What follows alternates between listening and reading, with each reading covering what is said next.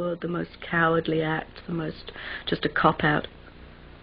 You know, for a man with a family to think about deliberately, dying, he would have just thought that was awful. The evidence that would rule out suicide would seem to be if you had ever seen Michael using the devices of autoeroticism, or in fact, if he had ever talked to you about it. Yeah, but I think anyone would be a little naive to think Michael hadn't thought of everything. He was the kind of man who would try everything. I think he had tried everything. Well, I hope he had. I hope that. He wouldn't, I just don't think he killed himself. I really don't. He did in the end, but I think it was accidental. And I knew him so well.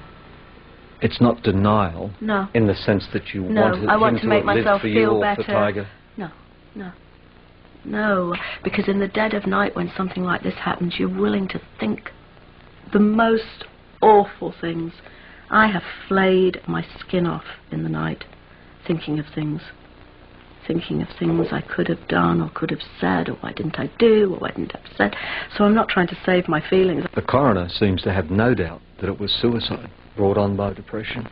But the coroner didn't meet him or know him, and he would not have left our baby.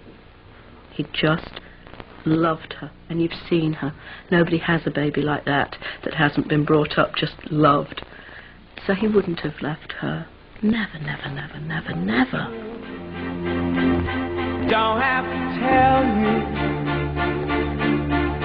I love your precious heart. Michael Hutchence left the world his music, and he left his family an estate of around $36 million. There's been a lot of press speculation about his will, but Paula says Michael left his affairs in good order, and his main concern was to take care of his daughter. Tiger and I have 60% of everything.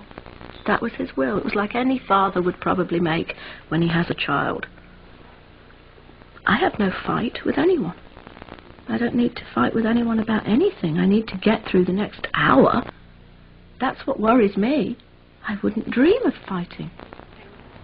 Paula flew to Australia this week to try to heal some of the rifts and to let Michael's family spend time with Tiger. She says Michael had been desperate to raise his own family here in his hometown. You know, you have all that wild stuff when you're young, but when you get a bit older, the thing to Michael was that he would bring up his daughters, because we were going to have another daughter, we thought, and she was going to be Australian, and to him that was so important. What matters most to Paula now is that Tiger knows the truth someday about how and why her father died. You've had months now to think seriously about the coroner's finding. Have you come to accept that verdict of suicide? Oh, God, no. In no way do I accept the coroner's verdict of suicide. I am going to be seeing my barrister. I will be making it abundantly clear that because of information that I, and only I, could know about Michael, cannot accept the verdict. And I won't have my child grow up thinking that her father left her, not knowing the way he loved her. We could live for 1,000 years, but if I hurt you... Will Michael's music and the photographs, the stories you'll tell, will they keep Michael's spirit alive for Tiger? Oh, God, I mean, the whole room's full of photos, and we have votive candles in front of all the pictures, and we watch his videos, and we watch, you know, but we're not kind of maudlin. It's not a maudlin thing. And I think Tiger's growing up with that sense that she had a father that was a miracle, and if we only had him for a little while, we were lucky that we had that miracle for a little while.